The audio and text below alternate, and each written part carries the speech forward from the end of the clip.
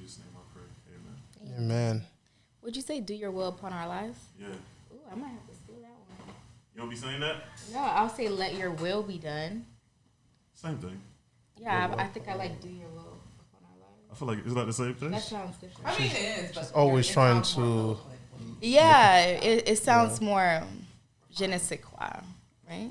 Hi, guys. Welcome back to another episode of the Wealth and Love podcast with your hosts, Lynn and Dro. Dro. And our co-host, of course, RJ, is in the back. And today, we have a very special guest, Krishna. You guys can't hear the applause. But before we get into today's conversation, as you all know, we have Lynn's pick of the day. Today, I made a plantain bowl with stuffed avocado or shrimp avocado. And I can't wait. yeah. Can't wait to try that one. Yeah, so let's taste it and then give our honest opinion. Christians, because your bowl looks better than the other bowl. Hold it up. Let me see. I don't know it. All right. So the other ones, I don't know why they weren't acting up, why they were acting up. So only two actually turned out like an actual bowl, but that's okay. I'm sure it's still going to taste good. Okay, so let's taste the plantain bowls. This is yours, Christian. Okay. Is that me? You I'll guys, take the burnt one because I like RJ, burnt one. you should have seen Lynn that was telling me earlier. I was gonna eat some macaroni. Don't eat because you're gonna eat later. This is what I was gonna eat. Well, I thought I was gonna be able to make more because I thought we were filming at 6. Oh, so you were going to make macaroni? No, I made macaroni for the kids, Oh, okay. and I was like, he took the rest of it, the whole thing, and I was like, said no, because could've you just are took a about to small eat. portion because you're But gonna eat this is- later. This is the dinner. But all right, let me try it. You should have let him get that macaroni. He did eat it though. It's It's good? good. Yeah, it is good. I only wish that it wasn't cold. I'm not really a cold eater.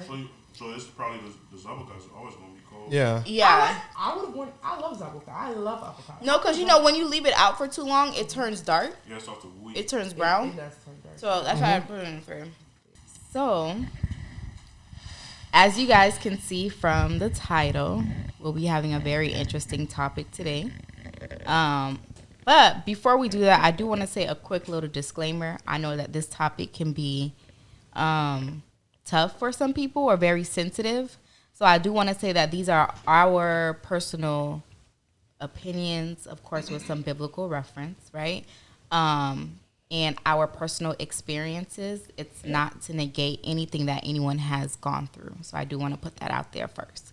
But like I said at the beginning, we do have a very special guest today. Introduce yourself, girl. Who are you? Hi, my name is Krishna, and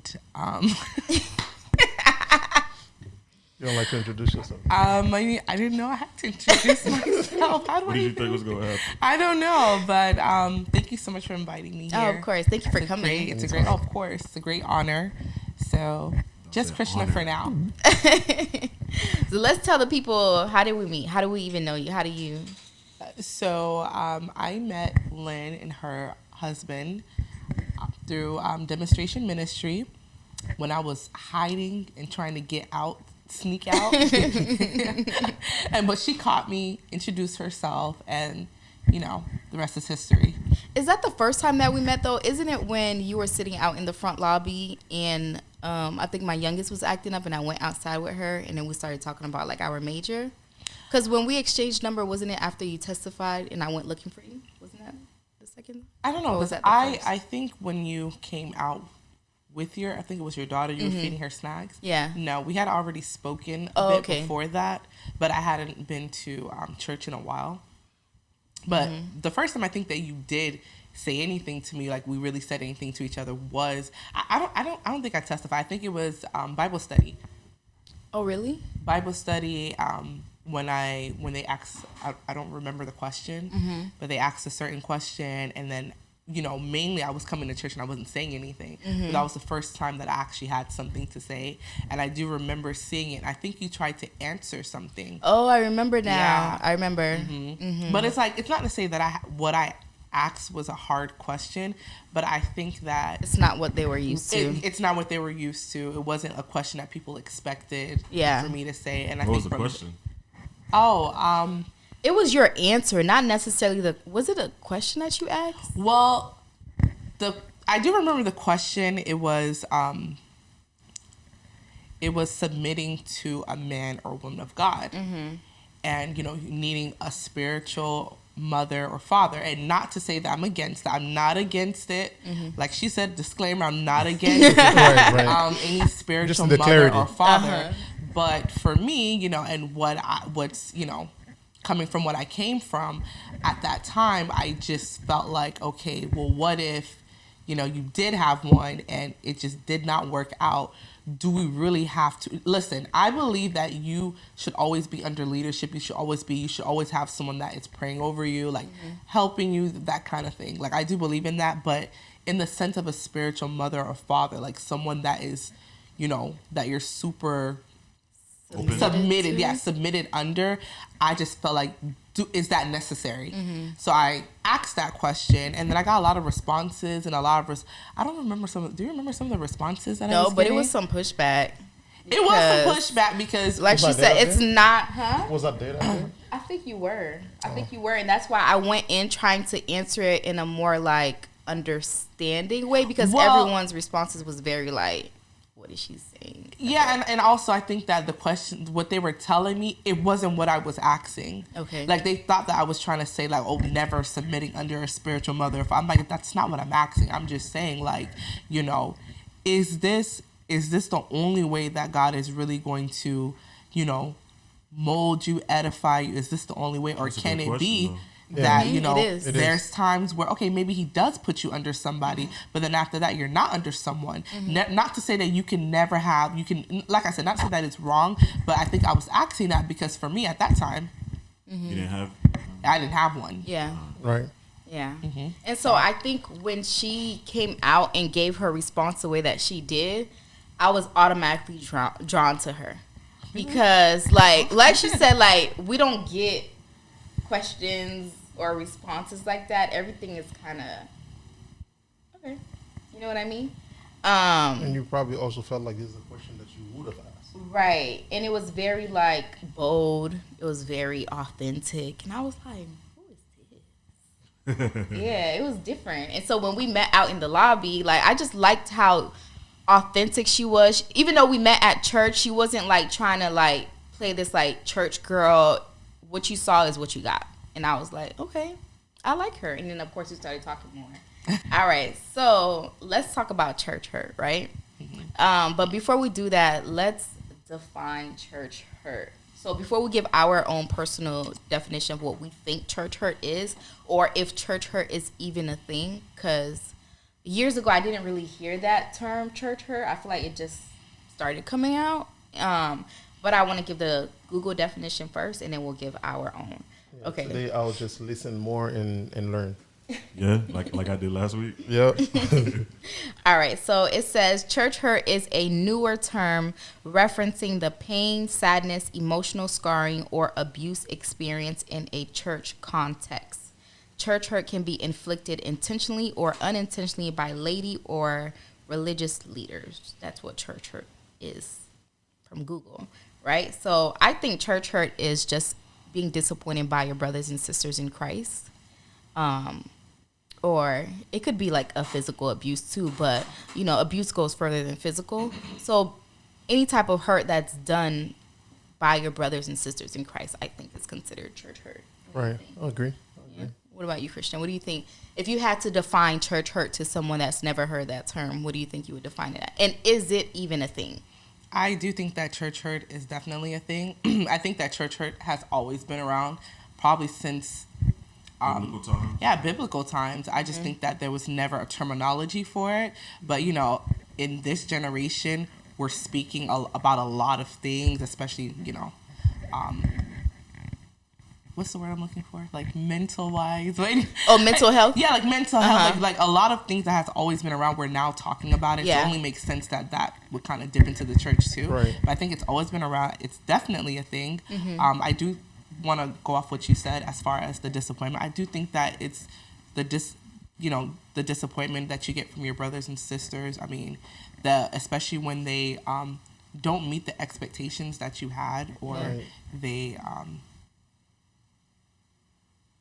Let you down in a way. they let you down. Thank you. They let you down. Don't meet your expectations. And I do think that it can be physical abuse, but I definitely do think that church hurt in this sense, it's more emotional abuse. Yeah. It's more Right. emotional. Like when you think of church hurt, you think of actions that people, not physical actions, but emotional actions that Right. someone has done to you from leaders or from Members. members of the congregation. Right. Just anything that anything that's representing God, or like any person well, sometimes it's not even a misrepresentation of God. I think we can get into that later. Sometimes it's not even necessarily that. I mean, I already know what you mean. but all in all, it's definitely real, and I think that we've all been through it at one point or the other. Yeah. What about you, RJ? What would you think church hurt is, and do you think that it's a thing? Honestly, exactly what all y'all just said. But the reason why I said a misrepresentation of God is because I feel like the way some people enter Christianity, or the way that they have grown into Christianity, sometimes they may think that it's not even that they think. Sometimes they may have moments where they put themselves above Christianity. So now they're really speaking or acting out of their own self, Okay. Right. instead of acting how God would want them to act. Right. So instead of using the word to love on people, they use it to condemn people, or manipulate people, chastise people, whatever it may be, and they use it to, and that's gonna hurt people. Yeah. That's really what it is. It's going to hurt people who are actually seeking God. So it's like those people who are out there actually trying to come into the fold, and they're in the place where they think, okay, I'm going to receive God here.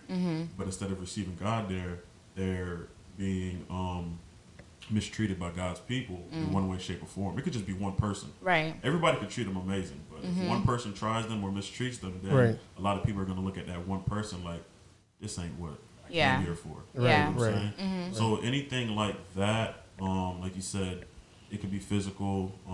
A lot of it is also, it's a lot of it is mental, emotional, yeah. and things like that. Yeah.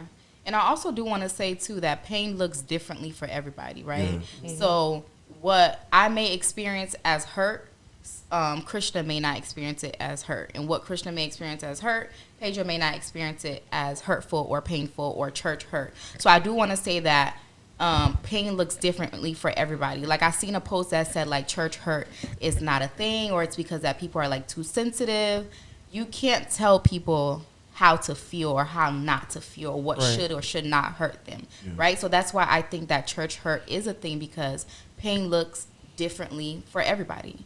But I do want us to talk a little bit about our experiences, if we've ever experienced any type of church hurt, and of course sharing what we're comfortable with. So I'll start first. I wouldn't say, like, I don't know if I would call it church hurt, but I was disappointed by the church. So I grew up in the church, like most of us. I grew up in the church, and I got pregnant at 21. A lot of people know I had my first daughter at 21, out of wedlock from a previous relationship. And so when I got pregnant, my parents took it really hard, because my dad was really active in the church. And although the pastor did not tell him that he has to sit down, I think there's a word for it, like Sanction, yes. So he was like, he has to sit down because it looks ugly. I'm in the house with him. I'm pregnant. And so when I went back to church, when I actually went to church, everybody knew at this point. And it wasn't even the youth that you think would probably, like, be talking bad about me. It was the adults. It was the adults. And it wasn't things that they were saying, like, directly to me, because I'm a very direct person. So I would rather you just, like, why did you do that? It was a shoo. Yeah, it was that. And then the side eye. And I just did not feel welcome there anymore. I didn't feel love. I didn't feel covered.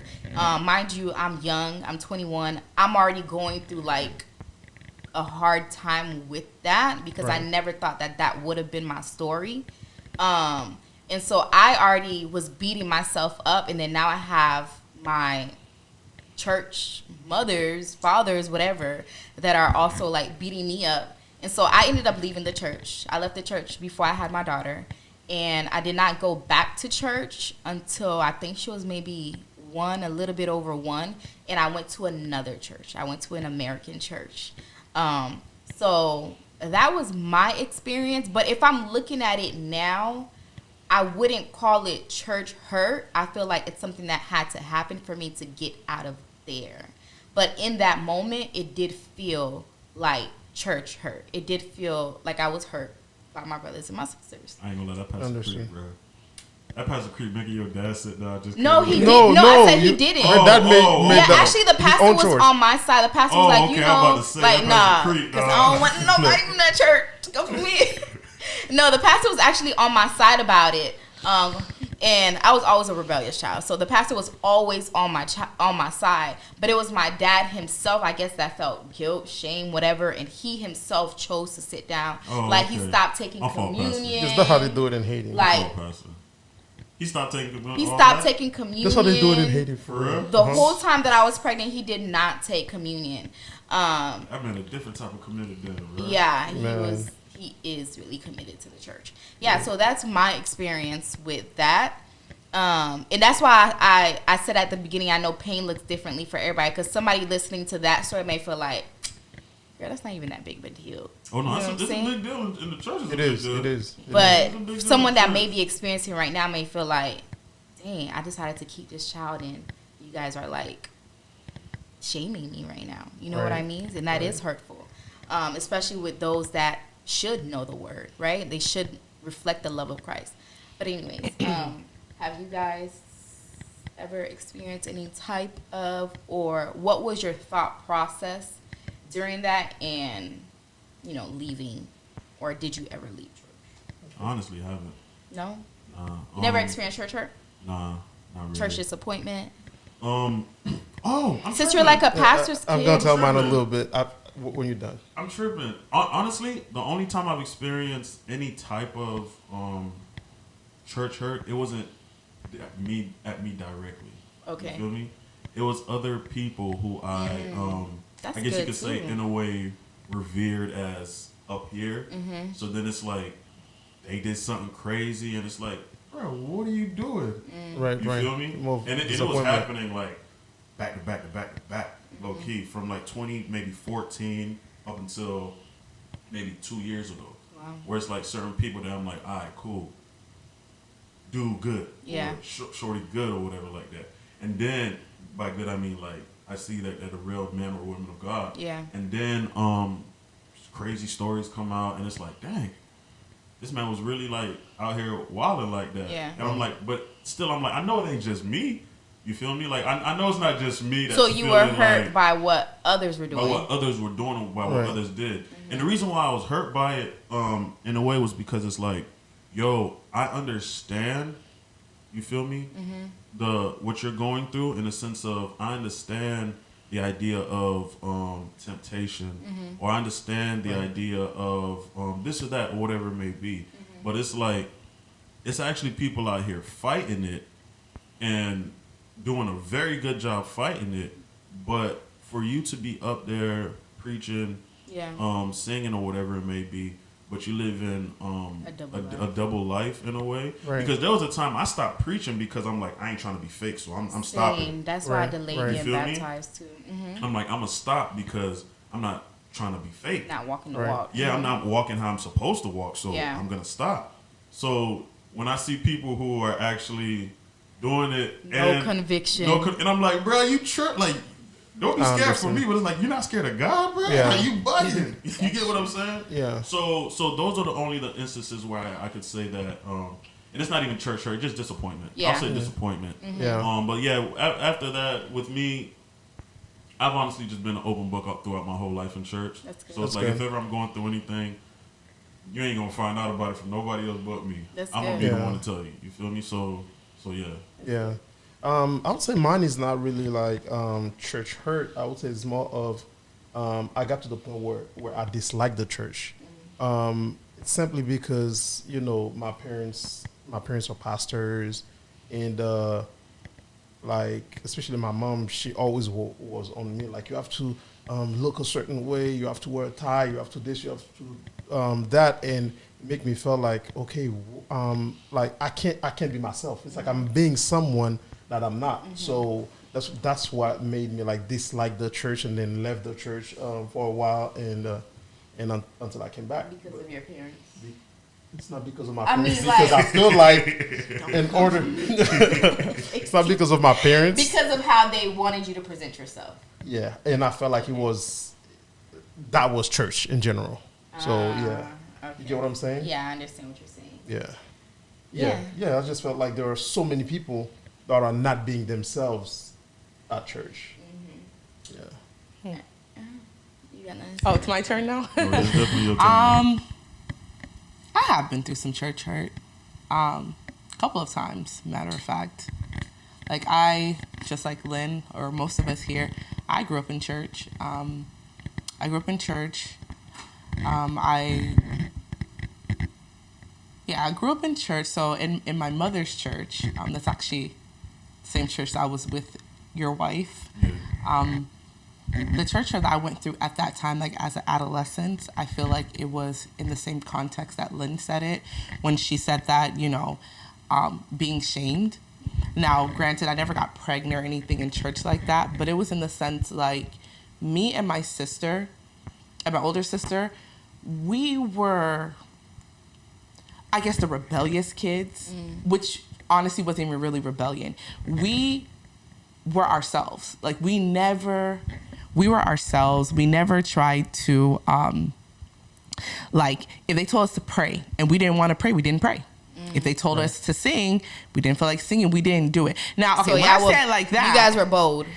I guess, yeah. When I say it like that, it sounds bad, but I'm just saying, like, we, like, at that time, I didn't feel anything. I mean, I'm a Haitian American. I come from a Haitian background. And most Haitian churches, they are religious, very religious, like religious in the sense like routine, and that type of church environment. I did not really meet God there. I didn't meet, like, I felt like I was introduced to God, but like, knowing the scriptures and certain things like that, but I didn't really know God. So for me, like, I didn't feel the need to have to pray if I didn't want to pray, have to sing if I didn't want to sing. They would talk about it like in a sense like, oh, you guys are like the disappointment. Like you guys are gonna like be the type to get pregnant out of wedlock, not really amount to anything. Like they would talk about it, and then they would also talk about my mother, especially with her being out of wedlock. So I noticed all these things. I mean, they would kind of treat us a certain way. Like I would kind of feel ostracized a little bit. So I got church hurt in that sense because I'm like, you guys want me to fake this Christianity or whatever it is. About how old were you at the time? So I stayed in that church up until 17, with me and my sister always looking like we were the rebellious ones. The pastor, they would always throw points at us. Like always throw shade at us from the pulpit, they would throw shade at us from the pulpit. Yeah. Or I remember one time they forced me and my sister to get prayer because we needed it. Wow. You're like embarrassment like that. Wow. So it's like, why are you, altar call should be voluntary. Right. I mean, how do you say the word? Voluntarily. Voluntarily. Say it again. One more time. What you said. They know what you mean. Exactly. And then you're throwing shade at, me and my sister, and everyone knows who you're talking about. So in that sense, so that was in my adolescence. And then obviously, I did leave my mother's church, and I did end up going to another ministry. And in that ministry, I would say that's the ministry that I got the most church hurt from. I was hoping for And, a happy ending. Relief, right? Yeah. But to be honest with you, Lynn said something, and I'm gonna reiterate the same thing. I feel like looking back at it now, it was necessary. I did want to add in, I do think that church hurt. I'm not saying that it's necessary, but in a sense, I think it is a necessary evil. I'll explain why. But in that church, yes, that was the church that I truly started believing in God, because at the end, because when I was like 16, 17, I became an atheist. I no longer believed in God. Like I just, especially all the hypocrisy that I saw in the church, I didn't feel any love there. I didn't see like I just saw a bunch of religious folks that were very judgy. They weren't welcoming, that kind of thing. So for me, I'm like, if this is what being a Christian is, I don't want any parts of that. Yeah. If this is the God that you guys are serving, I don't want to know him either. Yeah. I'm like, there's no way that he's real. Like, you guys are preaching love. I don't see this. So it's like what Ralph said, that disappointment. Well, actually, no. Yes and no, what you said. And so I became an atheist. And around that same time, this is when I started, I was getting invited by a friend of mine to another church, and I started kind of going there. And then that's when God really started revealing himself there. And I realized, whoa, he is real. So ultimately from that transition into this new church, where I got the church hurt, more of like the worst church hurt, I would say, wait, where was I going with this? Before you continue, you have a question No, first? she can go. I'll ask the Okay. question, but Are you sure? everybody- No, my question Okay. is going to be general. Yeah, and so the church hurt that I got there, it was more leadership hurt. I mean, it's still church hurt. It's in the Right. church, but it was in the sense of, like I was manipulated there. I was taken advantage there. Some of it physical, some of it was emotional. I do think that at some point, what you said, the misrepresenting God, I think for me, like the thing that makes church hurt, what makes it hurt so bad is because in the church, this is where you're supposed to find love. This is where you're supposed to find comfort. The world treats you horribly. You go through all these things in the world, and then you're invited to come to an environment such as the church that is telling you like, hey, here we accept you, we love you, you can do better. And then when you're seeing similar actions that you got in the world, it does hurt you. Because like, wow, in the world it makes sense why I got hurt, why I was lied to, manipulated, why people said things about me, why people did all sorts of things, but it doesn't make sense here. And I think that's what makes it hurt so bad. I also think that expectation, the expectation that I had for some of these leaders, and the fact that I truly believe that God was, even now, I do believe that God was using them at that time, because I believe that God can use anybody, anybody. And I do believe that God was using them. But then when that double life came out, or they were doing things that was contrary to what was right, yes, like that was my experience in that church. It did ultimately lead to me leaving. How long did you stay there? I would say I was in that ministry for about 6 years. Wow. So I was in there for about 7 years. I was there for majority of like between 18 and like 23. 23. I can even push it as far as 24. Like I was in there like my early 20s, like my early adulthood. I was in there for a while, and that's the real like kind of impressionable type of time in early adulthood. Yes. It is. That's when you starting to know yourself. Know That's when you yourself. starting to grow in certain That's so areas. true. There are so many other natural things that you are dealing with. So definitely. I'm gonna ask. I ain't gonna lie. Go ahead. I ain't gonna. Yeah, so I'm gonna so there some of the people that I and some others, we tried to open up to some of the things that were going on. Yes. And those people in turn, they kind of, well, you're Jezebel. Well, it's your fault. Well, you're seducing so and so. Well, God is gonna separate what they say, the wheat from the weeds. Exactly. So you were getting that, like the church mothers that was supposed to embrace you or try to listen. And I ain't gonna lie, sometimes I hate church mothers, bro. They weren't listening. The traditional ones, bro. But the funny thing is, with this ministry, it was. Hate is a strong word. It is strong. It is strong. It's, okay, hate is a strong I've word. met some good church members I now. I have too. But it's like sometimes it's like, yo, y'all are doing so much. It's a tradition. You it's know the why? religious mindset. They've Yeah. been trained to. And it's not. They've been trained, but it's like sometimes people feel like they have invested so much into something, they do not want to see it crumble. That's they do true. not want to see it fall. That's true. No matter how toxic No matter it is. how toxic it is, they do not want to see it crumble and fall. Right. So if I put 30 years into this, Yeah. and I've never heard none of this before, I'm only hearing it from you. Yeah. You got to be the problem.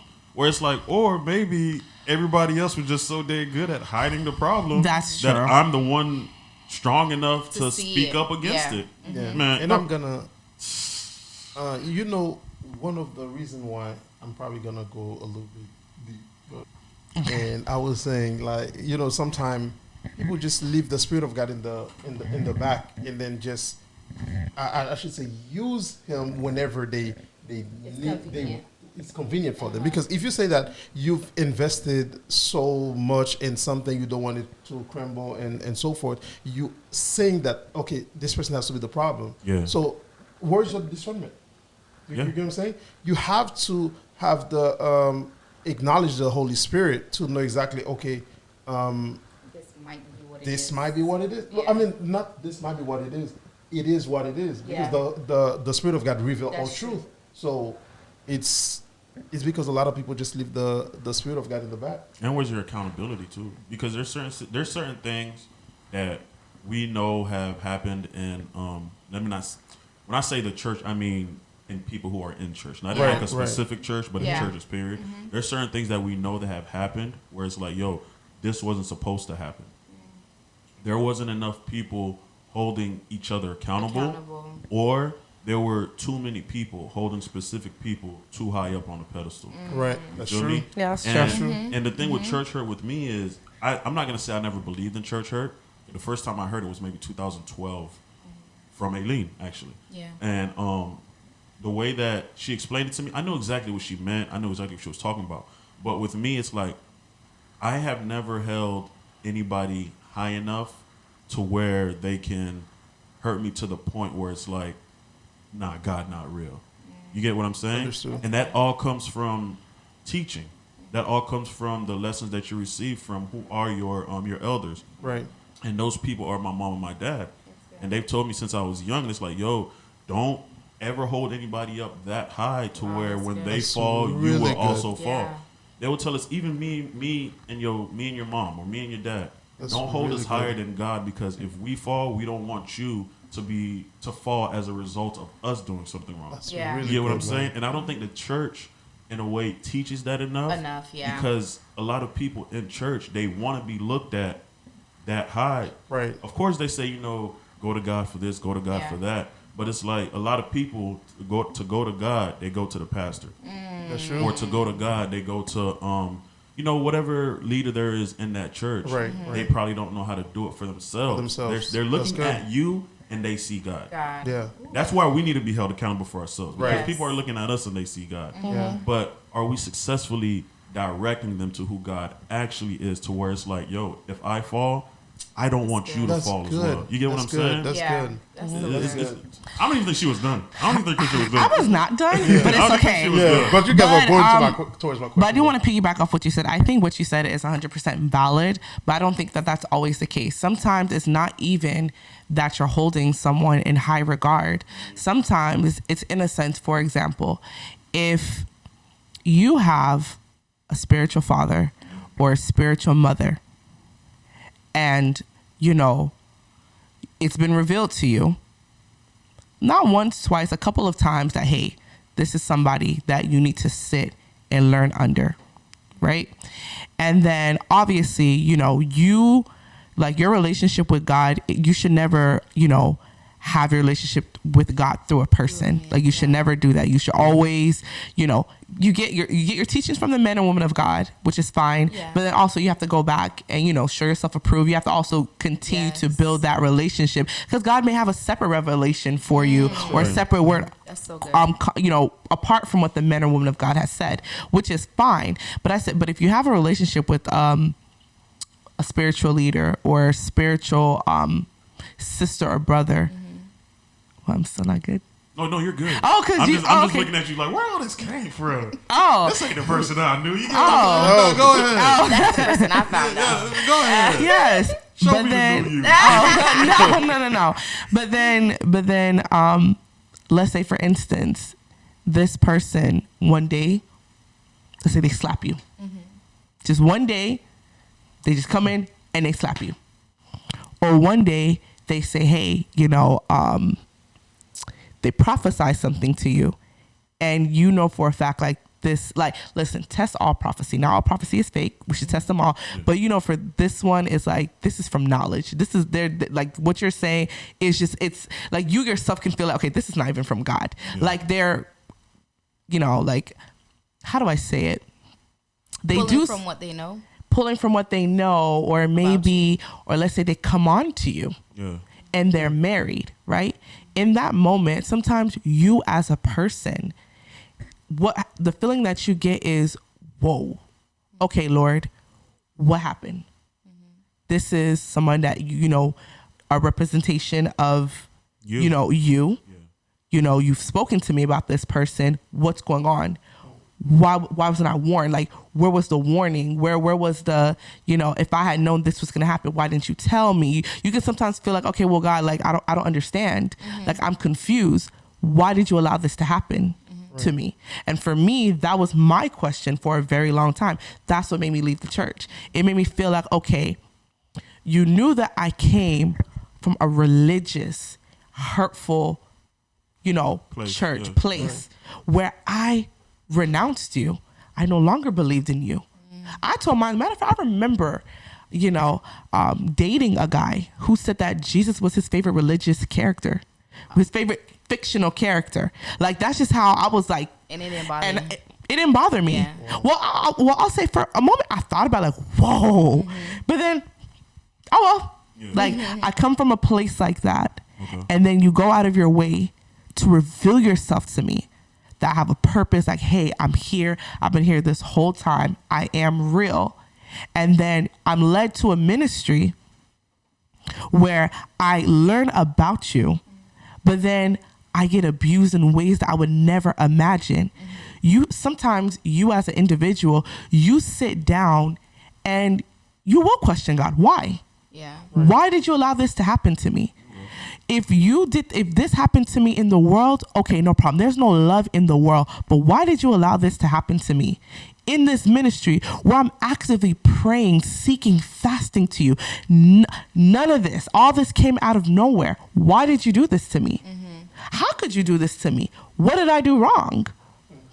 Like sometimes you have situations like that. It's not always, you put expectations on. No, I 100%. Yeah, like, you Them on a pedestal. no, but No, sometimes you're it's right, like, you're right. yeah, now it's like, okay, what do you want me to do now? Yeah. Like, what do you want me to do? You want me to go back and just, I'm just telling you all the questions that went through my, like, you want me to pretend? Yeah. Do you want me to just, like, the thing about that, not to cut you off again. yeah, I know, y'all like cutting me off. No, it's because it's like, the thing about that is, Mm-hmm. I think it's more so, certain things happen to certain people, and I'm trying to use my words wisely too. I think I I'm can trying get to where use you're my going with words this. very wisely.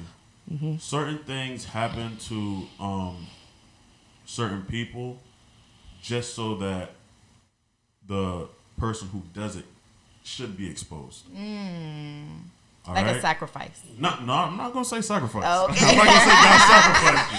But what I'm saying is this: it's like if I'm working at a Oh, job he's going. and for so long the people at this job have been doing things wrong, they've been doing this or that wrong, and I go into the job and I realize it, I'm like, yo, I ain't gonna lie.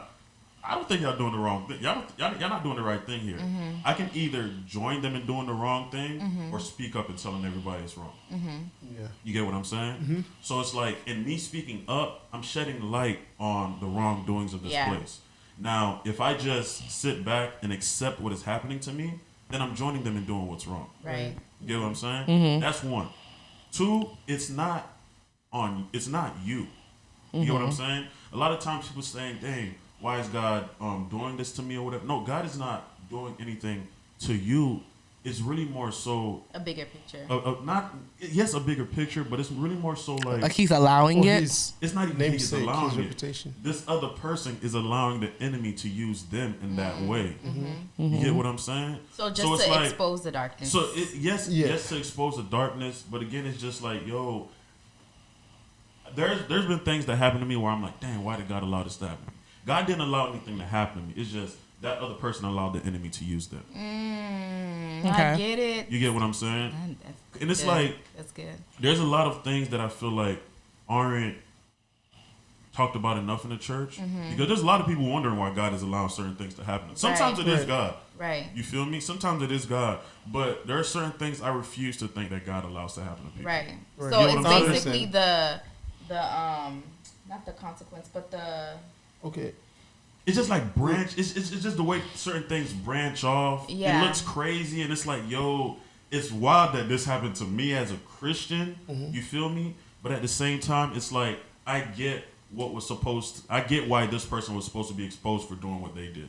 Yeah. It sucks that they had to be exposed through me, but it's like I want to stop because I feel like I'm not. I didn't prepare my words yeah. enough. Yeah. So that I Understand what really you're hope saying. y'all get what I'm saying. though. Like, I get it. I think like I the get way what the you're Bible is saying that like everything that's being doing in the dark will come back to light. come to light. And you know, because of God's reputation, because of who He is, He's not okay. Because of His reputation, if you come, you say that okay, oh, God is doing this, God is doing that. Is not Him doing it. He'll find a way to expose you for His name's sake. Is that what you're saying? Yes, in a way, but also it's And- really just, yo, God is not doing this to you. Right. These other people are allowing the enemy to use, Use them, them. Yeah. right. and you are in their path, in a way. You feel Yeah. me? And it's not that God couldn't stop it. It's not that God couldn't withhold it from happening. I just feel like there are certain times in our lives that we're not in the position to hear God enough to stop ourselves from doing certain things or to stop ourselves from going certain places. Because it's happened to me. You feel me? In past relationships where it's like, this wasn't supposed to happen, that wasn't supposed to happen. I knew I was supposed to do this, I knew I was supposed to do that, but I allowed the enemy to use me to do this or to do that, Yeah. and now this person is now receiving the consequence for what Being I affected allowed. by it. Right. You get what I'm Right. saying? Right. Yeah. And again, that's just another thing in church where it's like people don't understand how certain things. It's like the idea of free will in the world Yeah. is a big thing because. Yeah, you can say, God, why are you allowing all these bad things to happen in the world? You could just stop it all. Yeah, He can stop it all, but now, is our love for Him going to be natural? Is it going to be real? If God can just, at a snap of a finger, make everybody love Him, it's like, that's robotic. Yeah. Right. You That's feel true. me? Those Yeah. are no true intentions. Certain things happen. It's like, are you still going to love God after this happens? That's Right. true. Right. You know, Jackie Hill Perry said something. She was like, and I never looked at it like that, but now I look at free will like that. She said that free will is the wrath of God. And the way that she went to explain it is that some people feel like, okay, I have free will, I can do whatever I want. So you doing whatever you want, you're not moving by the spirit, right? You're moving by the flesh. And so now that you're doing whatever you want, you're moving you're not moving with the mind of Christ. And so now you moving based on your own understanding, what you want to do, what you think is right, what you think is okay, because you have free will. Now it opens up the door to this plethora of things that can in turn hurt other people. Yeah. And then people will turn around and say, God, where were you? Where were you? And God is like, well, you didn't even invite me in the beginning of this. And now someone else is being hurt because of the actions that you chose or because you allowed, you know, the enemy to use you in a way or to, you know, Yeah. but That's Exactly good. that. yeah. Exactly Let me that. ask- yeah, I think I can ask my question now. At the I beginning, don't think she was done. Oh, you weren't done yet. Talk your okay. talk, girl. No, I'm talk talking your No, talk. I'm Actually, you can listening. answer my It's question gonna while build. you talking though, because it might Okay. because I really want to know the answer to that question. Like you said from the beginning, like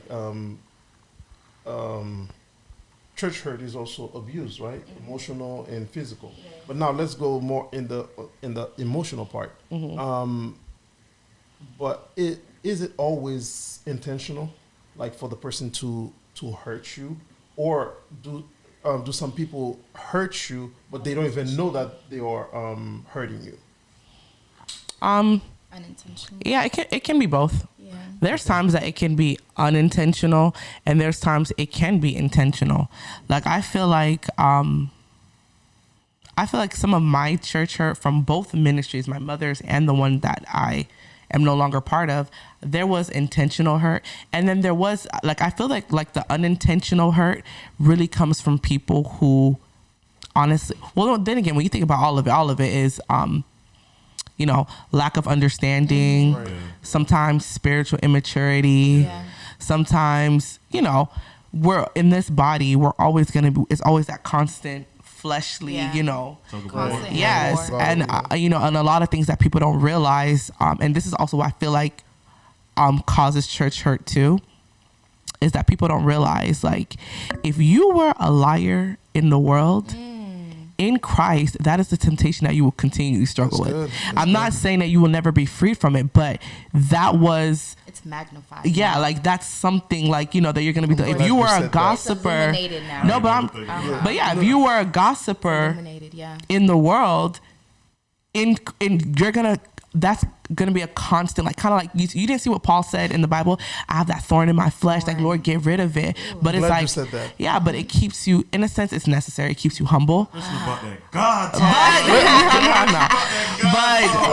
But I'm just saying that, I mean, that's honestly what it is. And the same thing can go, like, if you are, if you were a singer in the world, God uses, that gift is still being used to you. Yeah. Like me, in the world, I talk too much. Guess what? I'm still talking now. Like it goes both ways. Talk your talk. So I think that in that sense too, a lot of people don't realize that you're dealing with people that still have it does, like, I'm not saying that God can't free you. Like, you are free, everything in Jesus' name. But we have to understand that this flesh, it does keep us limited in the sense. Now, I believe that, it's always for God's glory. Yeah. Like, you know how, I think it keeps us in a sense, like, I think it helps keeps us humble. Yeah, In a it sense, like, reminds us yeah, it that reminds we're us, not- like, yeah, we're nothing without Yeah, God. We're nothing without me. We're nothing without Him. We're going to continuously need Him. Yes. And also, I think that, we wouldn't get as much church hurt too, is if we kind of realize some of it. Some of the, like, I'm not saying that this goes for every church hurt, but some of it is, like, if we also realize that sometimes, when I say that God allows it, I'm not saying that God, kind of like, you see how God watches everything or sees everything. He could have warned so-and-so from not saying certain things to you, or pastor so-and-so from doing this to you, but he didn't, because I think that sometimes, without us realizing it, we can put expectations on people. Yeah. We can, idolize people, not intentionally. We don't Right. do it intentionally, but it's like, if people don't hurt, like, I don't want to be, listen, don't take my words out of context. I don't want to see no YouTube. Oh, this woman. But it's like, if you, don't kind of like go through trials, or like, kind of get hurt by people, in a way, it's like you kind of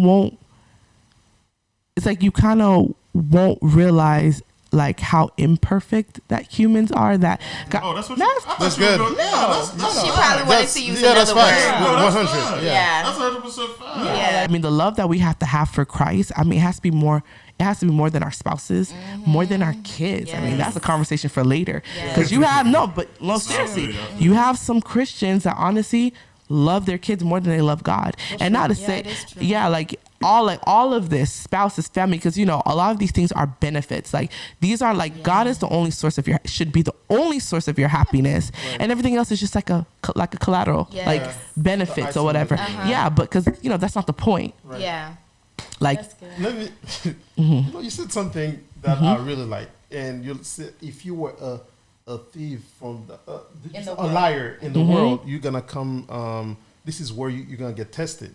yes. And that kind of came to my mind earlier when you said that you were asking God, okay, why me? I went to church hurt already, but now I'm hurting again. So now, remember the first time you ended up, it was finished, you ended up being an atheist. But God, when He make us go through something, He want us to end up saying, "Oh my God, God, you're so good. I love you so much. Despite everything I went through, my eyes still focus on you." And now you see how you're saying like, okay, God is good. God has to be number one and stuff like that. It probably has you gone through that again, so now you don't end up an atheist again. You go back to focus your eyes on Christ, despite at everything. the end of it. I think I agree with that. I also think that, now I'm in a place where I could say this. I think that honestly, it is to help others. That's I true. think Yeah, everything that's that we good. go That's through, good. it Yeah. is to help others. I mean, not to say that, you have to go through trauma in order to, help someone, but it does help you to be relatable. Yes. That's good. I mean, because think about it, people in the world, I mean, the type of things that they're going through. Yeah. I mean, Jesus loves you. Sometimes that's not enough. I don't know your Right. Jesus. I don't know your God. That's not enough. Like I need wanna know someone. what you went Yeah, I want to know what you went through. And That's you what you're doing right now. yeah, I want to know what you went through. But I'm saying at that time, I didn't see it that way. I was offended. Yeah. That's another talk for later. That's But I was true. offended. So I wasn't seeing it that way because sometimes you're not always going to see the light in the darkness. Like, Right. God never leaves, but sometimes, I mean, it did feel like, you know what? I'll be honest with you. In my church hurt, I never felt like God left me in any way, but I did choose, like, I'm going to leave you now. Like, you didn't protect me. You didn't love me. You didn't, that's how bad church hurt can get. You didn't protect me. You didn't Right, love me. right. I'm going to leave you now. But when I look back on it now, I do see that, there's people that I've met after that whole ordeal, and I'm able to say certain things to them, because the funny thing is, although I walked away from God, I didn't really leave God. I loved him too much. Like I still, That's good. yeah, it's like, but the good. thing is, the problem was, I feel like he owed me an explanation. Like I was like, okay, well, if you tell me why you did this, that. I'm good. Yeah, I get it. I get it too. Like, like who I think I am? Like, yeah, that kind of just stuff. told Like, myself that I did. Like, you girl, need to think you tell are. me why this happened. Why did you, and then. But see, that's that sovereign sign of God that Yeah. people don't like to talk about. People don't realize how sovereign God is, like, and how, in this world, we're never going to not go through anything as long as we're in this world. Right. Whether you're in the church, whether you're in the world, you're never going to not go. You're going to go through things. And I also think that in some ways, it could kind of purify you in some ways. Agree. It could Agree. kind of be like a purging, like now you know what not to be. Right. Like when That's true. when I think about my old minute, now I know what not to be. Now I know, okay, what not to do, what not to, I wouldn't have learned that. Now, obviously, it was a horrible way to learn it, Yeah, but I still learned it's it still good, nonetheless. yeah.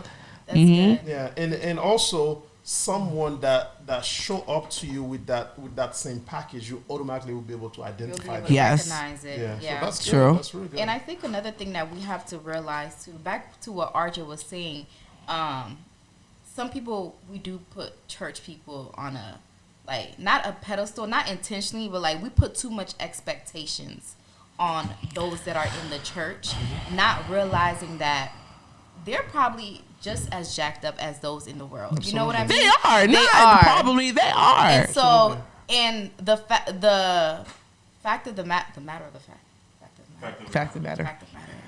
is that hurt people, right? Mm-hmm. And there's hurt people in the church too. So just because somebody is on a pulpit preaching up and down, and it seems like they're preaching a good word, but they have a thorn that they're dealing with. They have an open door that they have not allowed God to really work through, or they have not really submitted to God. Right. And so now this open door, the enemy has come in to use them in a way to hurt somebody else. And so I think when we go into church for God, solely for God, and realizing that these are people in Right, the church. right. These Yeah, that's are true. humans in the church, and some of them are hurt too. Some Right. of them are trying to figure out their own identity. Mm-hmm. Some of them trying to figure out if this is even what they really want to do. That's Right. true. If you know what so if we go in with that mindset, that's why I said I'm grateful for what I went through at 21, because there's not too much that I have to unlearn. Because of that little time that I was gone, I was able to really cultivate an intimate relationship with God. Like I had some time to really get to know him for myself, and not through what a man or woman of God is preaching, or what they're saying, or what I see church people doing or what church looked like or what church girls look like. I was able to identify myself in Christ because of that hurt that I went through and that separation that I went through from the church. But go ahead. Well, I was only going to say that, I do think that, when you were saying that, people, we start to put them on that pedestal. Not that we don't allow them to, but I think the reason, why we do that is because it's tangible. Like that Break it man or down. woman of God, you could see them, talk to them, hug them, all that. Exactly. It's I could touch it. And because I'm seeing the God in them, which is still God, Right. that is why we're doing it. But I feel like, because I think that if, And it's a motivation too. yeah, but I think that that's what makes us put them on these pedestals. I think in this season, like God has me meditating on Saul, and I think it's good because, well, it's always good whatever God has you doing. But with Saul, I'm realizing that just because someone started with God does not mean that they're still walking with God. One. That's good. And two, just like Saul, like if you really look at Saul's life, he had like a people pleasing problem. Like he did not know when to wait on God or wait on the prophet that God sent because of what the people might say, what the people might think. Right. And so that's what I always put in my head, no matter how high someone is spiritually, there's still something about them that God knows that we don't know, we can't see. You see how Right. in your story you said, people thought you guys were the rebellious children, but in the background, they were doing the most. You know what I'm Right, saying? right. They were the ones acting up, and you guys weren't even in half of the things that they were doing. And so that's why I love, when Jesus said, I did not come to abolish the law, but I came to fulfill it. Fulfill it, Because, right. we're looking at people's outer. We're looking at how someone looks, how their demeanor, whatever it is. Right. And God is like, yeah, but I'm looking at their heart. I see what you don't see. And if you just good. focus your eyes on me, if you rely on me and depend on me, I will show you things about people that you probably would not even be able to utter with your mouth. But if you look at them, you're never going to see what I see. And so that's why I think that I don't want to say like church hurt is, there's a good side to it in a way, because I feel like church hurt keeps us from idolatry. I feel like it keeps us from becoming arrogant. It keeps us humble. It reminds us that, like you said, we really need God. Like without him, no matter how fast we think we're going or how far we think we're going, there's going to be a stumbling block that will remind us, God, I need you right now. Or I need you through this to get through this journey. And so I think when we go through, and there's different facets to church hurt, right? Like when we sat down and we had a conversation and I explained some things to you, like there's different facets to it.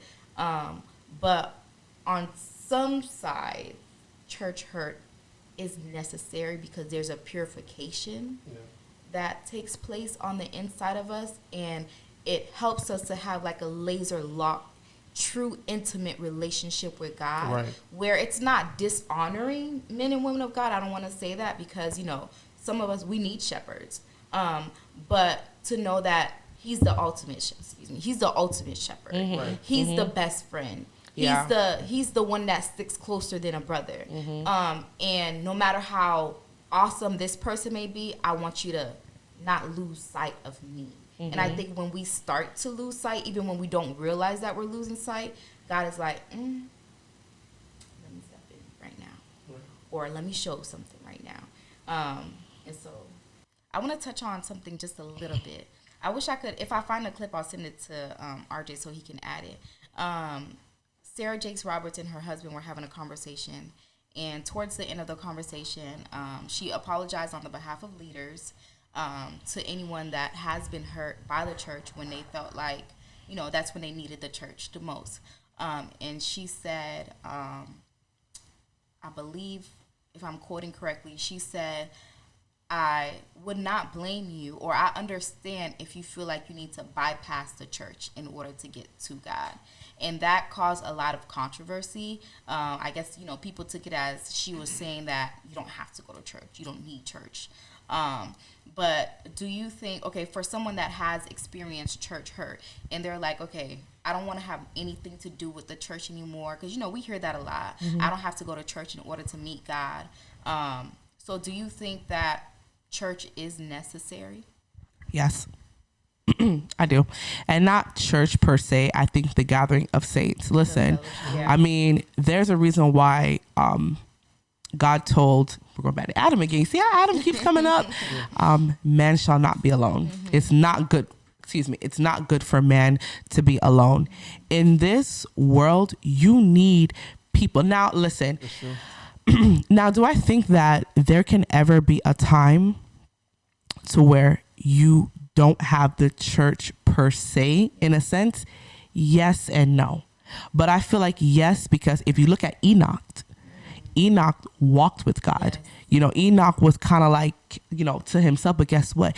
He had that super intimate relationship with God where it was not, he still wasn't by himself. Right. So some of us can't even read our Bibles consistently. What are you doing now? You know? Yeah. What are you doing? Right.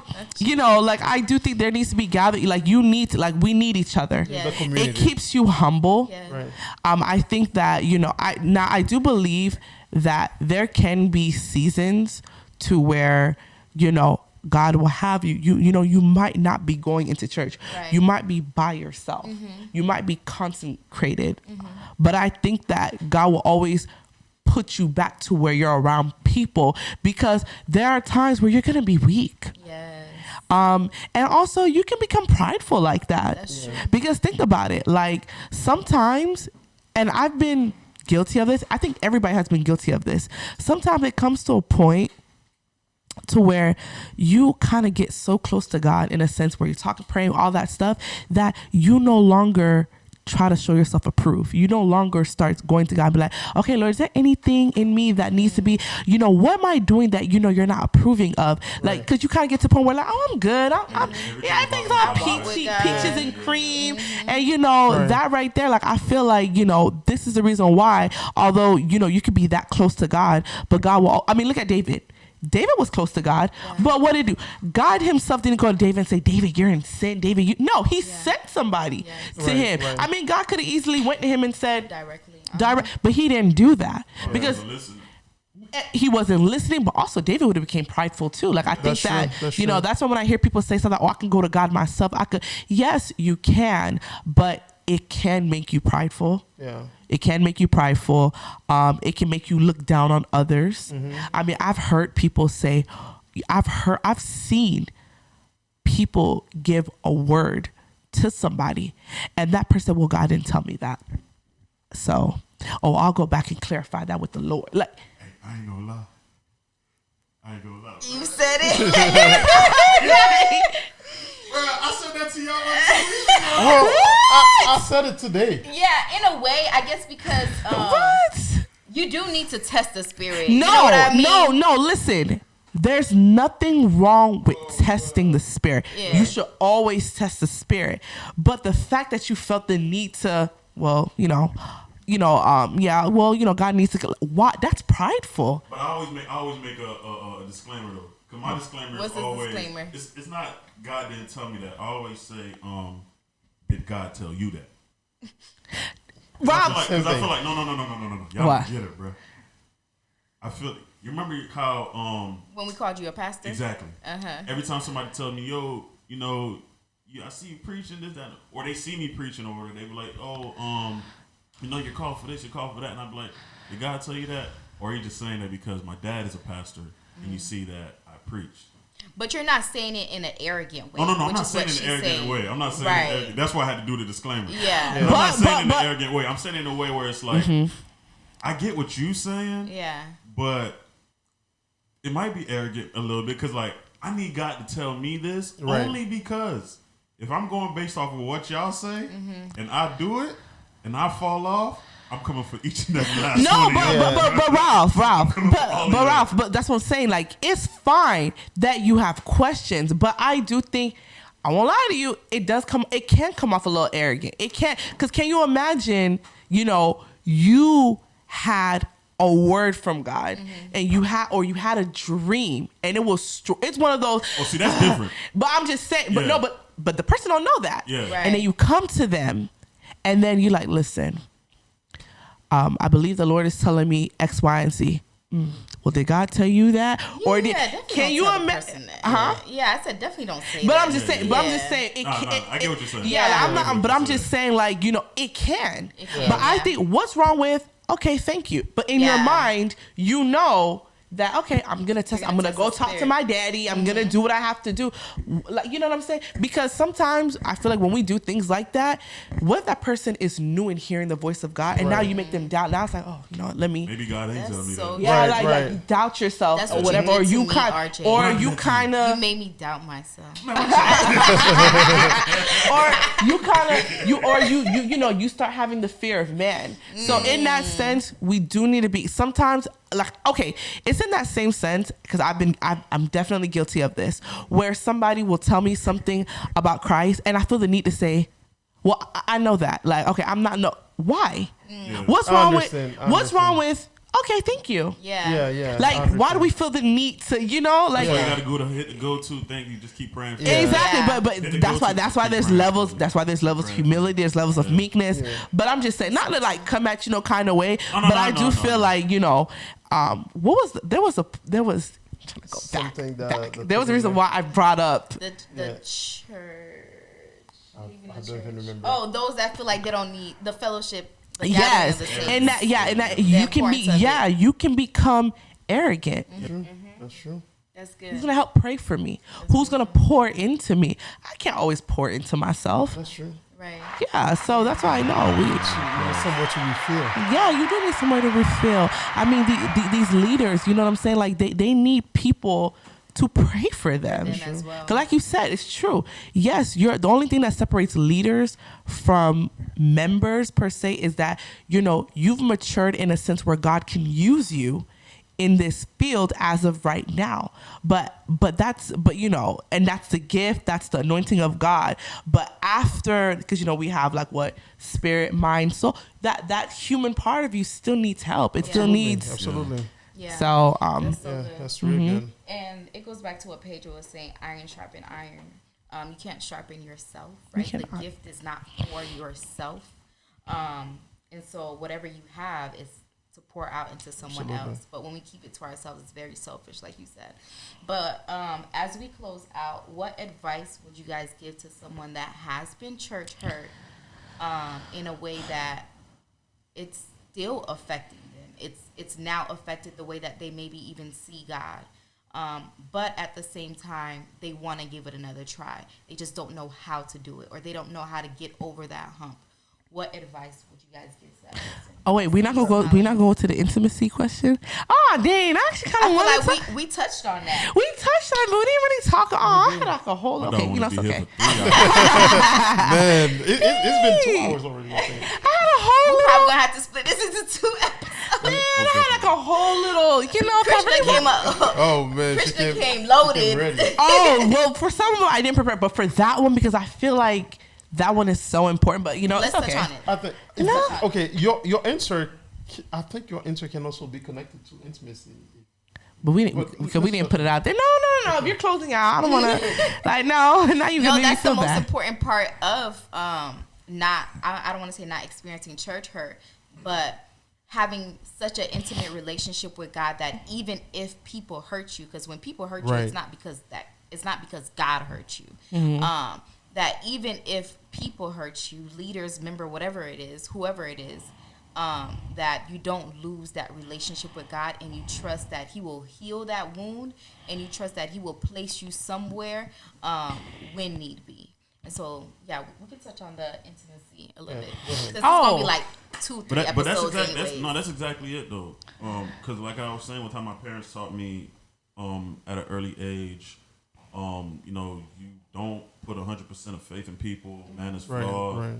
People are flawed. I've seen it. Your mother's seen it. Yeah. You will see it. So it's like the only person that you can really count on 100%, not even person, the only deity you could count on 100% is God. That's right. So, you know, keeping that in mind is understanding that, all right, I'm going to be at this church or at this place or hang around with this group of people who say that they're Christian, if one of them flaw me out in any way, shape, or form, I have to understand that, it might still hit me like, dang, I didn't think that you would do that. That's true. But at the same time, I've always known that man was flawed. I've always known that, people don't always act how they should. Right. All it takes is an inch and the enemy's going to take a mile and totally Absolutely. flip that person's character. Definitely. So in that, I've in some of the relationships that I've made, or some of the friendships that I've made, I've always kept that in mind. But again, of course, you're still gonna have people that you have close by you that it's like, if they ever flaw you out, it's like, yo, that's crazy. I ain't never think that absolutely. you would do that. That's You know true. what I'm Absolutely. saying? But again, time heals wounds. Yeah. Hopefully people that do experience church hurt, or people who are currently experiencing it or wondering why it happened to them, hopefully they don't give up on God. Yeah. Because that's never what you want to do. Because Right. again, it's Right, not right. God that hurt you. It's the people of God Yeah. Yeah. who hurt you, and if it's the people of God who's hurting you, then they need God more themselves. Yes. You feel me? And Right. That's where grace comes in. That's where the grace comes That's in. where Understanding grace that comes in. Absolutely. they need God more They need it themselves. too. Yeah. Because I have to, in my mind, think about other people who I claim I'm a person of God. Who have I hurt, whether it be intentional or Yeah. unintentional? Right. Of course, it's never going to be intentional, but it's like there are certain things that I may have said or things that I may have done that I expected to do it one way, but somebody received it another way. You feel Yeah. me? Yeah. So understanding that, I think, can push a lot of people forward. Yeah. Of course, if I'm in a situation where it's like I speak out on something, because any type of physical abuse, that's different. Right. Right. Yeah. You feel me? If I speak up against that and nobody is hearing me out, then it's like, nah, you got to get out of there. Yeah. You got to get out of there. With for real. wisdom and back Yeah, to with what wisdom. Christian was saying, Hey, I ain't as the gonna- Spirit hey, of look, God man. leads No, you, absolutely, because there might be absolutely. abuse somewhere, and I know that's like next level, right? Some people, it's hard for some people to even grasp that there might be abuse somewhere, and you see it, and God is still like, I don't want you to move yet. I don't want you to leave yet, and that's really hard. It is. Yeah. And so as the Spirit of God leads you, because there's certain things that we see, we don't. It's not our job to just up and leave yet until Right, God right. tells us to. If we really believe that's where He has planted Absolutely. us. That's more on the emotional side. she, Right. She also mentioned something that's very important. She said that now she look at it in her eyes where this is something that help her to help other people. Yes. You know. So and that's very important also. And RJ said something that's also very good, that like do not leave God, because it's not God that hurt you. Is the people that help you. And yeah, that's yeah. So. But again, that's the emotional side. See, the people who experience physical abuse, I'm snitching. As the Spirit of God leads I you am- to. Listen, bro. Because I'm listen, snitching. like Christian was saying, our ways is not God's ways, and our thoughts are, or His thoughts are higher than our thoughts, right? And so in our human mind, it's like, I'm snitching. I see you getting abused, I'm snitching. But you got to go to God and like, God, what do I do with this situation and in That's this true. situation, laugh right? about Because you might make Don't tell matters. RJ then, because RJ snitching. Oh my God, Listen, Christian, go ahead. Here's why. But listen though, here's why. And I feel like that is why so many people have been able to get away with a lot of things. Because yeah, people are gonna go to God. You feel me? And if I go to God about something, the first thing I'm gonna feel is like, man, God is God of love, God of this, God of that. You're already Listen. going in with your own notion of you're how. right. Exactly. Oh, I was gonna say you went in wrong. That's that. You're right, and Mm-hmm. a lot of people will go in wrong. But at the same time, well, recently there was a pastor recently who used to go around churches. He would visit my church, visit other churches. Gonna find out he was doing this, that, and the third, Yeah. or whatever like that. Right. And the little girl, I guess she told or whatever. However they found out. Same thing with another dude, and it's like, nah, bruh. Yeah, these are people of God. They could be people of God from jail. Find God back while you in jail, bro. Go ahead, Christian. Find God while you in jail, bro. Find God while you in jail. Forget that. Man, go ahead. Yeah, I think Intimacy. yeah, intimacy. But I Importance. think the physical part, I think there's a lot of levels to that. I don't think that you're not always just gonna A lot of levels in jail too. Yeah, but Put 'em at the bottom. no, but I'm just saying Don't like, let RJ have a daughter. but I'm just, You're gonna be so protective. but I'm just saying at the like, bottom. you know, Like, like I said, that right there, that might have to be like spiritual abuse Yeah. part 2, because I did tell you that I did go through spiritual abuse, Yeah. Yeah. physical abuse. So I think that it's not always black and white. Like it's not always black and white, because if you are being groomed, That's facts. if you are going through Stockholm syndrome, you are not always just gonna just get up and, you know what I'm saying? But like I said, that's No, for another. I understand Yeah, that. so I yeah, mean, I you totally know, understand. I understand yeah, that. as someone that was in a ministry where things did get physical, Yeah. and there was other people that were affected, including myself. It's not always black and white like that. No, I understand. But this is where I tell you that other church hurt, where it can make you question God. Because it's very extreme. Yeah, I mean, Do you think that you have that intimacy with God now, where if you were even put in a position that church hurt happened again, if you feel like it could still happen to you, do you feel like you built that intimacy with God now, where you're like, this wasn't God? I mean, because, you know, when it came to church hurt, I wasn't church hurt in the sense where, like, I mean, I was church hurt, but I already got past that. Because remember, I experienced church hurt from the previous church that I was in. This church hurt was more leadership hurt. It was more spiritual abuse from people that are not members or not just, you know, saints of God, but it was actually people in like pastors, prophets, whatever, that's in high leadership, that is appointed to run this ministry, or whatever, that I was being church hurt by. But I do feel like, I mean, I think that what I went through, I don't think I will ever go through it again, in a sense. Like, I think that there's certain trials or tests that we go through. It's not going to be repeated again. Okay, like Jesus, right? Jesus was tempted with the world. Yeah.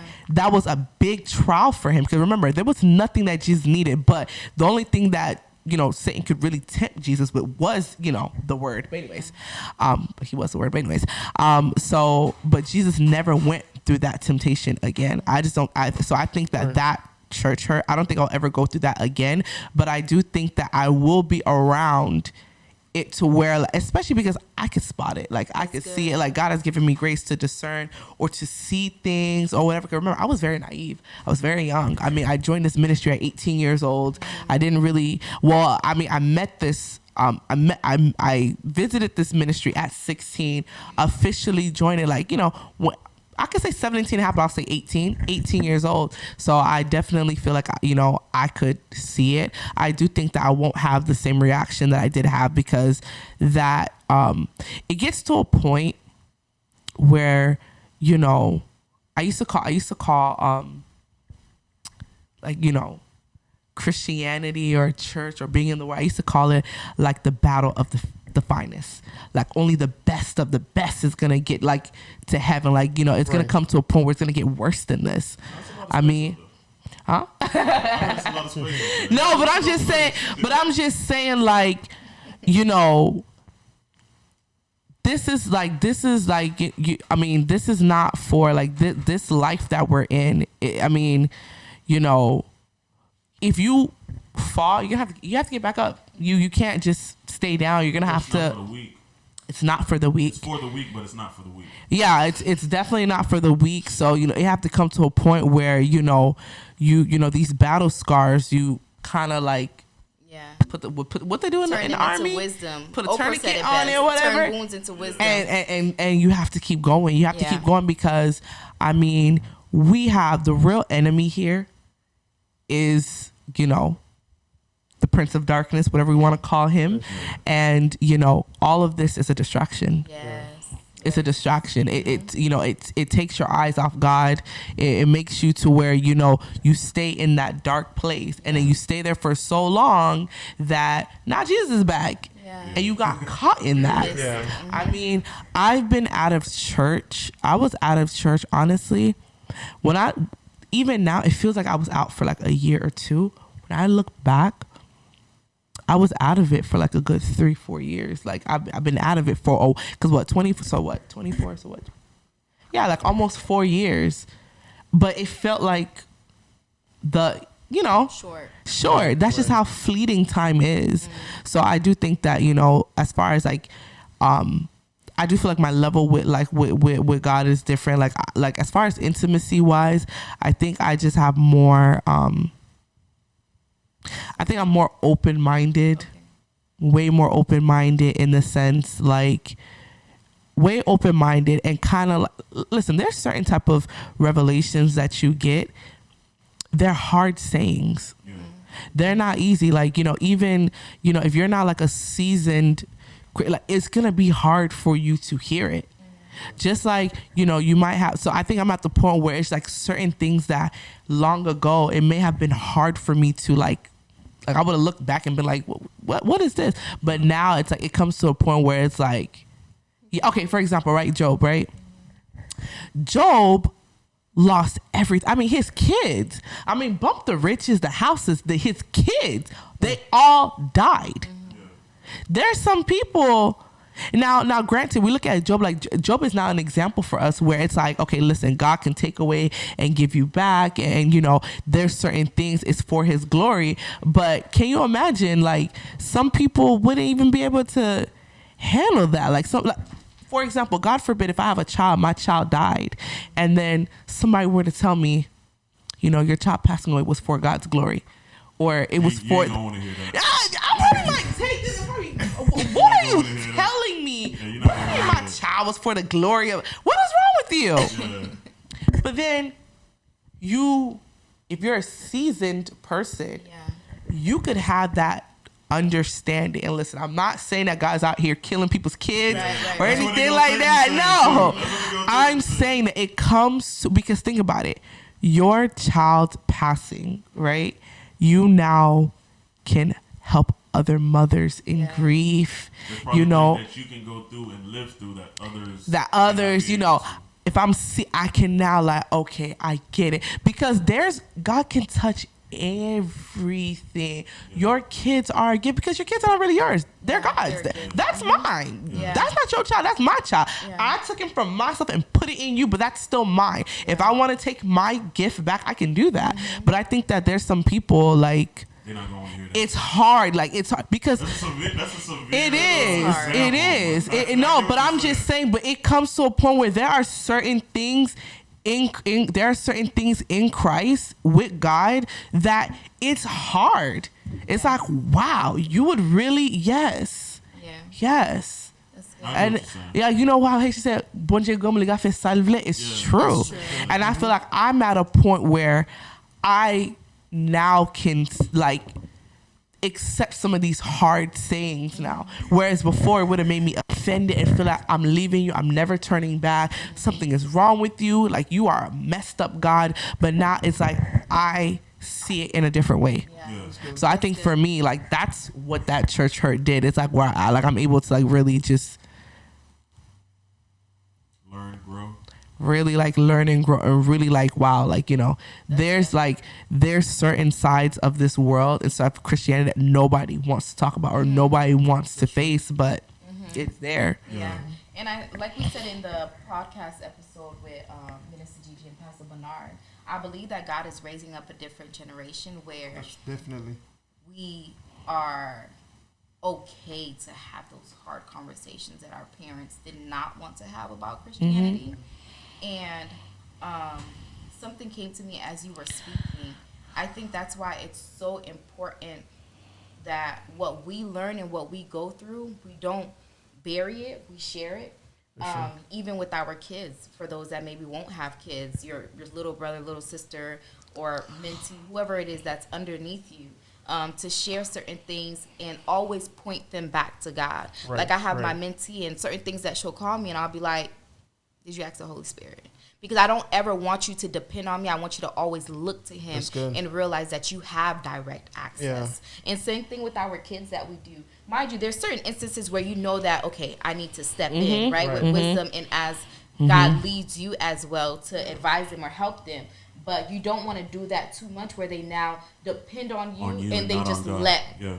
They put God in the background. They only go to God maybe about the big things or if they can't reach you. And so I think it's important to teach people about God early on so that when the enemy tries to come or whatever or use someone, all that door has been closed and they're able to see the signs. They're able to be like, okay, this happened, but this doesn't affect my relationship with God. That's right. Yeah. And so it's important for us, as the new generations with what we know now and what we're learning about God now or what we're unlearning about God as well, to teach those behind us and teach them a different facet of God or the authentic, loving, the father side, the part that where he truly is a daddy. Yeah. Like you could go to him and just like be honest, open, and like, the way you were saying, you feel like you couldn't really be yourself in church. You couldn't really be yourself.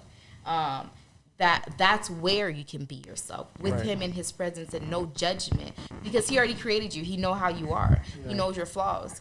And so I think that's the advice that I would give is to make sure that you build that intimate relationship with God. And even if you are sitting under someone, don't neglect your relationship with God. When you leave the four walls of the church, go in your prayer closet. Open up the Bible for yourself. Get to know the voice of the Holy Spirit for yourself. Right. Because at the end of the day, when you stand before God, it's just going to be you and him. That's true. That's true. That's true. That other person going to have to wait their turn. Right. Right. No, I think the advice that I would give too is the fact that, anybody who is going through church or any type of, whether it's physical or emotional church hurt, I would say, you can have that moment to where you don't want anything to do with anything. If you want to separate it. If you want to throw your temper tantrum, you go ahead and you throw the temper tantrum. But after that temper tantrum is done, go back to God because there's nothing for you in this world. There is, if you go back to the world, you're only going to experience more hurt. Yeah. Right. You're going to experience more hurt. And, this life is so short. This life is so fleeting. You can die at any moment and you don't want to die with this, with this sadness, with this anger, with this, like all of that. You don't want to die like that. And you don't want that to separate you from someone that's so amazing and so incredible. Because when you stand before God, what excuse can you say to God? Like, sometimes I would ask myself that. Like, I'm like, okay, well, if I die, and I said, well, God, you know why I died? So-and-so did this and this and that. And then God, okay, but I could have healed you. Mm-hmm. I could make you new again. Mm-hmm. Like I could turn this mess into a message. Mm-hmm. Like I will take vengeance for you. Mm-hmm. Like I will, but I'm just saying, that's good. Like, because honestly, what can you tell God? What can you say? Sure. What excuse can you really give to God where it's like, it makes sense. Okay, you get a free pass. There's none. Yeah. And, God will not answer to you, but you will surely answer to him. You're either going to answer to him now or you're going to answer to him later. And I think that it's just not worth it. And I also think don't let this life, make you miss out on eternity. Like, don't let this life, we're already, because sometimes I would say life can be like hell. People say heaven on earth. Life can be like hell on earth. But can you imagine you're already going through so much stuff on earth and then you pass away? And then now you got to go to a bigger hell. But forever. That's crazy. It's crazy. Forever. Yeah. So I'm like, don't, for anybody that's going through church hurt, I understand. And I can even understand if you may be offended at God. I was. For a very long time, I was offended at God.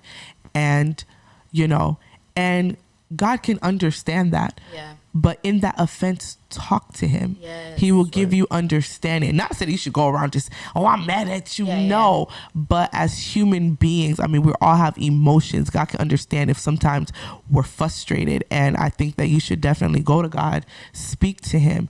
I'm not saying pray, oh, Lord Heavenly. No, be honest with God. talk to I him. mean, in my church, there was many times where I sat down and I said, I don't know if I want to continue following you. Like, I feel like you didn't protect me. I feel like you didn't love on me. I feel like you didn't have, like, I had hard conversations with God. And I'm like, I just really feel like you turned your back. How could you do this to me?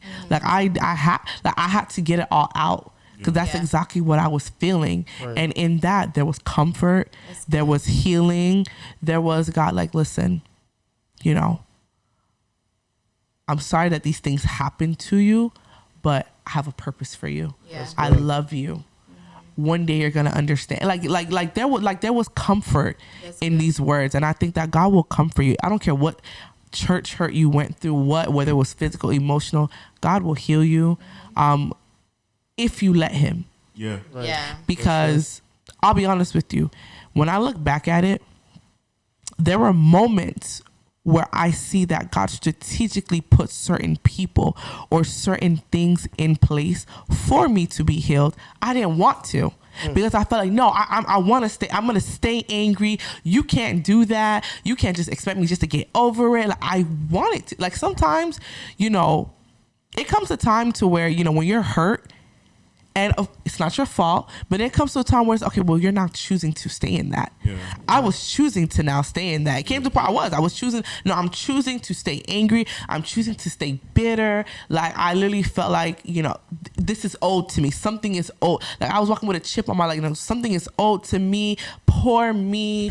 Oh, poor, like, oh, so sorry. That I literally was having a pity party for myself every day. But how long are you going to stay like that? Yeah, you can't Yeah. say like that forever. How long are you going to stay like that? Like, how long are you going to stay in your pity party? How long are you going to feel sorry? Like, I literally got tired of feeling sorry for myself. And I got tired of feeling tired. I got tired of feeling miserable. Like, honestly, I really did. Like, I miss the peace that I felt with God. Life was always hard, but I truly felt like I still had the peace of God. Like when I was, before I decided to walk away from Him. So for anybody that's going through church hurt, how long are you going to stay in that darkness? Like, eventually you're going to have to get up. Yeah. I mean, if you don't get up and you don't let God do what He needs to do with you,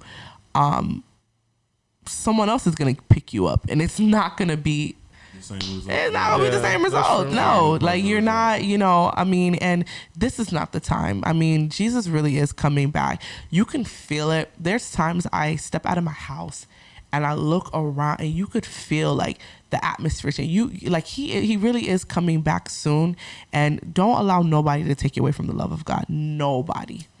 Nobody. That's fire. So I And think depending that on how deserves severe it is, a send it to jail. round of applause. This was a great healing conversation. It was. Yeah. It was a really That's great really good. conversation. And I think that before we close, another thing that we also have to realize is that healing can happen through conversation, just Right. simply Mm-hmm. talking. Yeah, prayer is great. And sometimes deliverance is needed, right? But sometimes you just need to sit and talk with somebody. Right. Like when I was going through what I was going through in that moment, and then we went out to eat, I just felt like, okay, I get it. Because like you said, there's some things that I can't see, but you can see. And so healing can happen through conversation. And so for anybody that may be experiencing church hurt, find someone to talk to, not someone that's going to feed that pain or feed that wound, but pour into the version of yourself that God has already predestined before all the hurt, and before whatever it is that tainted who you are. Find someone to talk to, and then allow the healing to slowly happen. But this was a great conversation. Yeah. That was a great And, conversation. yeah, and I want to thank you as well for your authenticity, Yes. because you know, a lot of time as Christian we just bury the things that we've been through. Yeah. And a lot of time what you've been through is what's going to set somebody else's free. So I Yes. really appreciate you. And Yes. Glory be to God. Applause, round of applause. yep. So again, thank you guys for taking your time to watch this episode. If you made it this far, you are loyal. Yeah. You are. That's true. And so, again, this is the Wealth and Love podcast. Don't forget to like, comment, and subscribe. And let us know how this maybe helped you. And so, yeah, we appreciate you guys. And we'll see you guys next time. Bye.